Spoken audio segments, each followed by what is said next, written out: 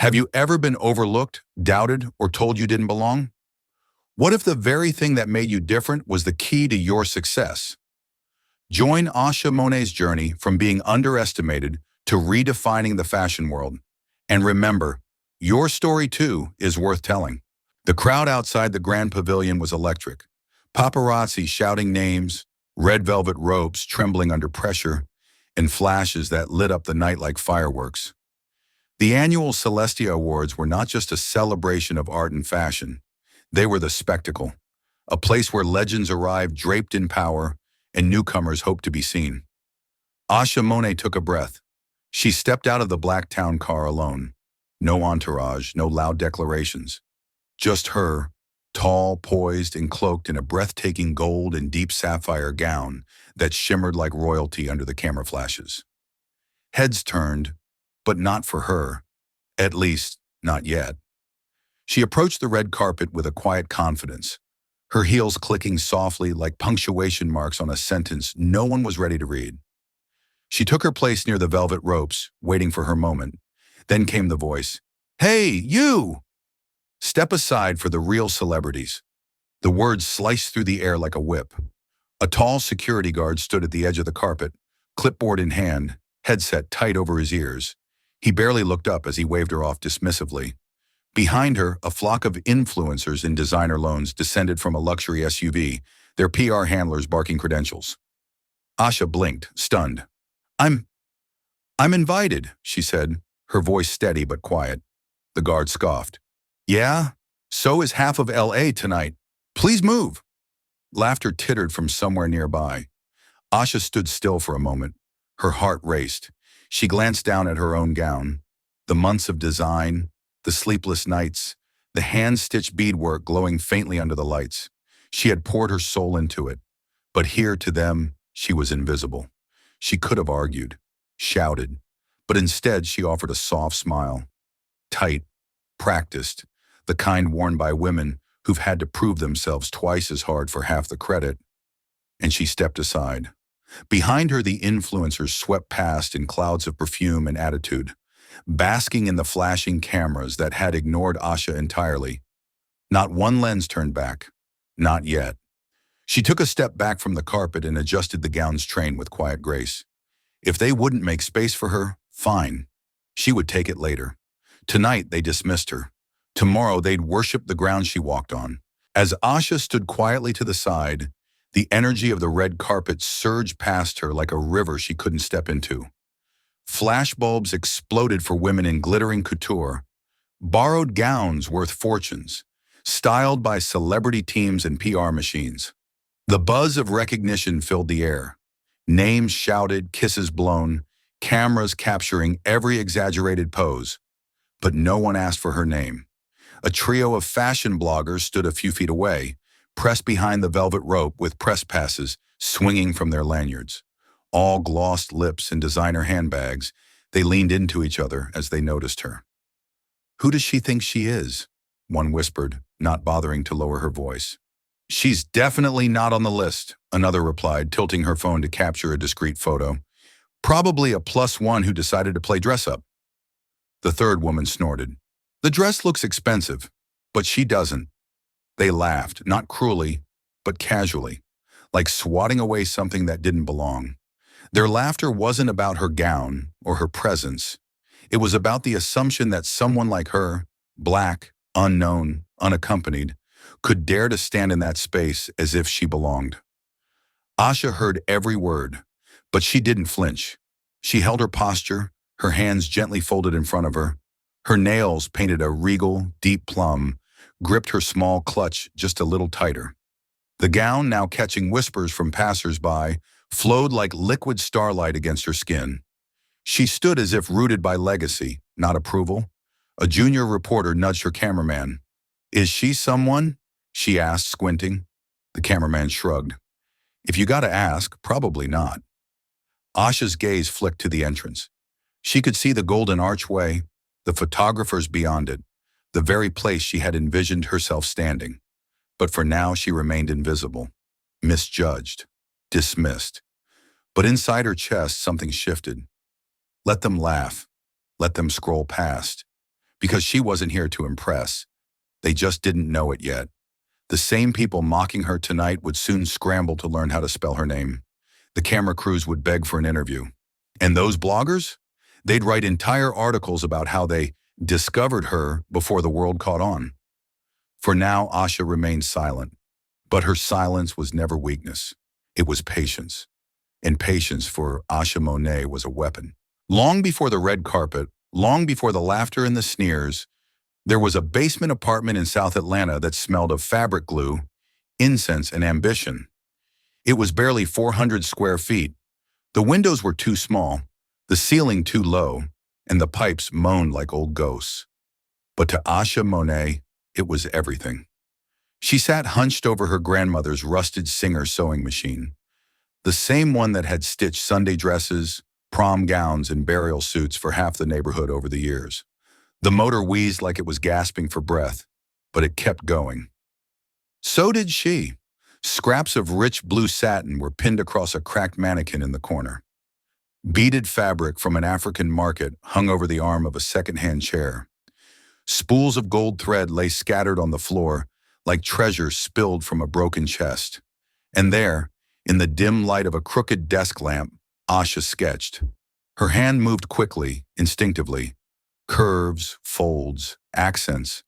She could see it in her mind already, a gown that whispered royalty but roared resilience, inspired by Yoruba queens and Harlem Nights, draped like armor, cut like poetry.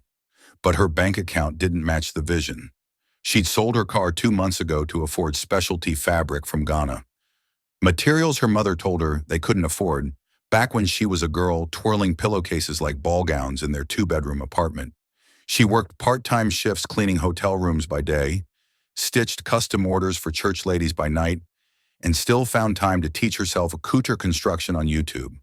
No mentors, no fashion school, just grit and a dream. And there were nights, oh, there were nights, where doubt curled around her like smoke, where she stared at her reflection and asked, "Who are you kidding?" Nights when she cried quietly so the upstairs neighbor wouldn't hear, but every time she wanted to quit, she heard her grandmother's voice. "The world don't give you crowns, baby. You stitch your own." So she stitched, seam by seam, bead by bead, until her fingers were raw and her back ached, until she could look at that dress and see not just beauty, but a battle won. That gown? It wasn't just fashion. It was survival sewn in silk, and Asha was determined to wear it like armor in a world that never expected her to rise. Every stitch in the gown told a story, and none of them were pretty. The beaded neckline? It was sewn by hand during a thunderstorm, the lights flickering in Asha's tiny apartment as she worked by candlelight to meet a self-imposed deadline no one else cared about. The structured bodice, reinforced with wire salvaged from a broken lampshade, because the specialty boning she needed was $90 and groceries came first. She didn't just design the gown, she bled for it. To fund the final materials, Asha pawned her grandmother's old gold bracelet, the one she swore she'd pass on to her daughter someday. "This is the future," she whispered to herself through tears as the pawn shop door clicked shut behind her. Every friend told her she was insane. Why not save up? Take your time? But they didn't understand. Timing was everything in fashion, and the Celestia Awards were her shot. If she didn't walk that carpet this year, there might not be a next year. The dress was sculpted to honor her lineage, deep blue velvet to mirror ancestral royalty, gold beading in the shapes of West African symbols for resilience and rebirth. The pattern on the train? Taken from her mother's wedding cloth, scanned, digitized, and woven into the fabric itself. When she stepped into that gown for the first time, alone in her studio, something shifted. Her reflection didn't show the sleepless nights, the ramen dinners, the bounced checks. It didn't show the fashion rejections, the unread emails, the no callbacks, the "you're not what we're looking for right now." It didn't show the faces of boutique owners who'd smiled tightly and said, "This isn't quite our aesthetic," as their eyes drifted down to her skin. Number. In that moment, the mirror showed her what the world would see. Eventually, power, grace, defiance. Asha hadn't built a gown. She had built a legacy, and not one thread had been touched by privilege. So when she stood on that red carpet, overlooked and laughed at, it wasn't her pride that hurt. It was the irony. Because they didn't know the dress they dismissed was worth more than all the borrowed diamonds around them. And soon they'd realize she wasn't just wearing a masterpiece. She was one. It started with a murmur. Somewhere behind the velvet ropes, a fashion stylist paused mid-scroll on their phone. Her eyes widened. She looked up, then back down again. The photo she had just seen on Runway Confidential's Instagram was unmistakable. "That can't be," she whispered. Just 10 feet away stood the woman in the viral mystery gown, the one that had taken over the fashion underground in the last 48 hours. An anonymous designer had submitted a single photo to the niche account, showcasing only the silhouette and beadwork of the gown, cloaked in secrecy. No face, no label, just craftsmanship. And now that craftsmanship had a face. "Wait," said a man beside her, clutching a clipboard. "Is that the gown?" Asha stood still, her posture regal, eyes focused ahead. She hadn't noticed the growing ripple in the crowd.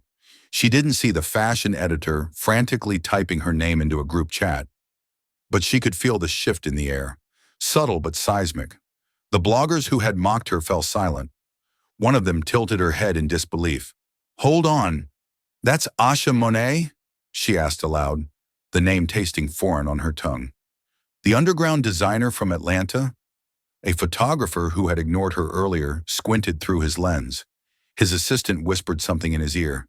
Click, click. Suddenly cameras turned. 1, then 5, then 10. Flashes began to erupt like popcorn. The security guard from earlier blinked as reporters pushed past him toward her. He looked at the list again, frantic. "Asha Monet?" he muttered, panic crawling up his spine. She's not just on the list. She's highlighted." He turned to her, sheepish. "Ma'am, I apologize. I didn't realize." But she had already begun to move. With the poise of a queen in the calm of a storm, Asha stepped forward, her gown catching the light like it had been waiting for this very moment to breathe. Every step silenced another skeptic. Every camera click was a retraction of doubt. They'd ignored her, dismissed her, even laughed. But now they were scrambling, Googling, whispering. And all around the carpet, one name began to rise. A name they'd never forget again. Asha Monet, the woman behind the gown, the designer the world was about to know. The moment had shifted into something else. It was no longer just a red carpet. It was a battleground of perception, and Asha was standing at its heart. The flashing cameras, the murmurs of recognition, and the growing buzz in the air. Suddenly, she wasn't the one overlooked.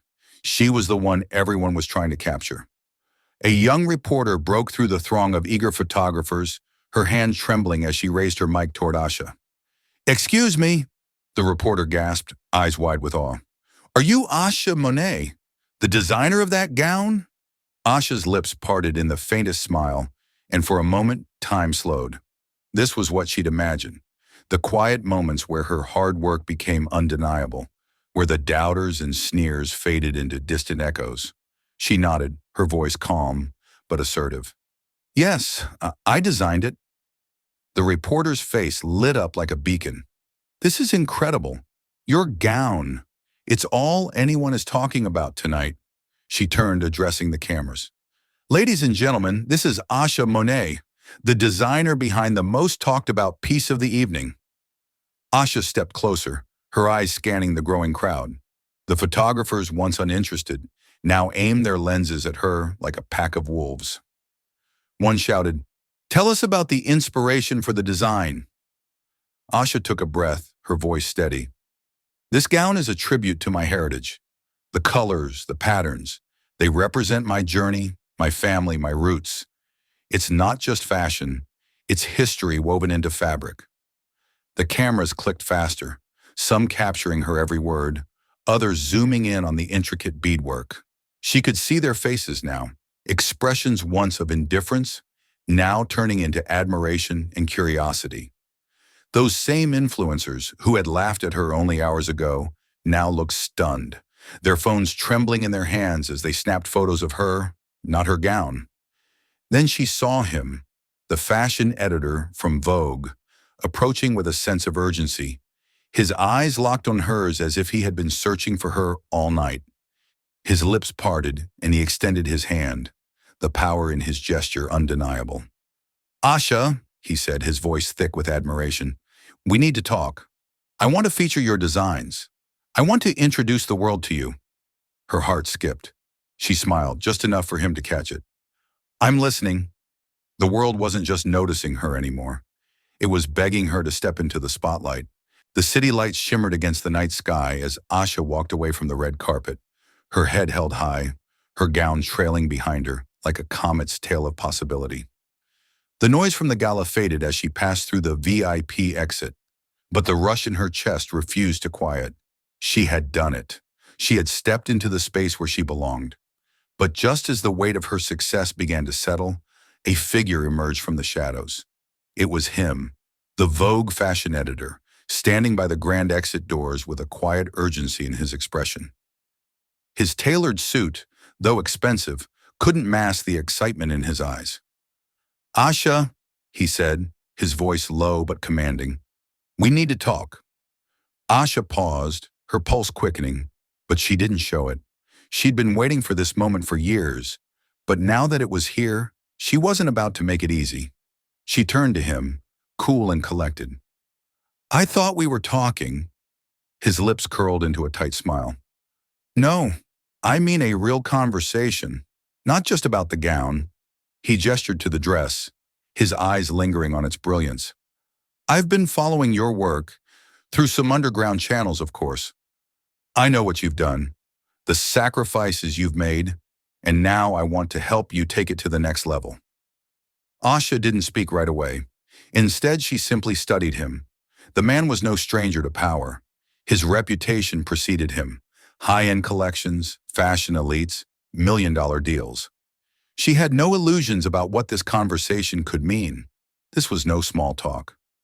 "What exactly are you offering?" she asked, her voice neutral, but every word was precise. The editor didn't hesitate. "A full spread in Vogue, a profile on you, your brand, your story. We'll feature your next collection, exclusively, and I'll introduce you to the right people. People who can take you global. The contracts, they'll be there. But first, I need you to promise me one thing." Asha raised an eyebrow. "And what's that?" His gaze sharpened. "That you'll let me help you grow. Not just your brand, you." For a moment she considered him, considered everything he offered, the validation, the fame, the fortune. But then the words of her grandmother echoed in her mind. "Stitch your own crown." Asha didn't want to just rise on someone else's terms. She had built this from nothing. This wasn't about the offer in front of her. It was about what she could make of it. "I'll think about it," she said with a soft smile, turning to walk away. The editor watched her, knowing he had just met the woman who would rewrite the rules of fashion. It wasn't just a gown, it was her. Every thread, every bead, every inch of fabric told a story that went far beyond what the world saw. Asha Monet was no longer a name whispered in the shadows of the fashion industry. She was a force, a vision that had been waiting to be seen. And now the world was paying attention. The Vogue feature dropped 2 weeks after the Celestia Awards. It didn't just spotlight her designs, it redefined the conversation. Asha wasn't just another designer. She was the designer who had forged her own path, whose roots ran deep into history and culture, who had pulled herself up by her own hands and sewn her dreams into reality. The article exploded across social media, and it wasn't just fashion influencers who noticed. It was everyone, from tech moguls to politicians to Hollywood icons.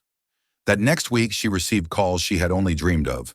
A luxury fashion house in Paris reached out for a collaboration. A major retailer offered to distribute her collection globally. And an agent from a talent agency called, not about modeling, but about a possible documentary on her life. A film that would take her story from the red carpet to the silver screen. The offers piled up, but what struck Asha most was the message she received late one evening. hidden amongst the dozens of congratulatory texts. "You don't know me, but you just gave my daughter the courage to chase her dream. Thank you." It was from a woman in Atlanta, a mother who had seen Asha's gown on the red carpet and recognized her own struggle in the designer's eyes. The message was simple, but it carried a weight that no designer's career could rival. This was the real power of her success, the ability to reach beyond the fashion world and inspire people who had felt unseen, just like her. But Asha had known deep down that this moment wasn't just about her. She returned to her sewing machine that night, her fingers already eager to begin again. The gowns she created weren't just garments, they were declarations. They were pieces of armor for the next generation of dreamers, fighters, and creators. And as Asha looked at her reflection in the mirror, she finally saw it. The crown, not on her head, but in her hands, waiting to be passed on.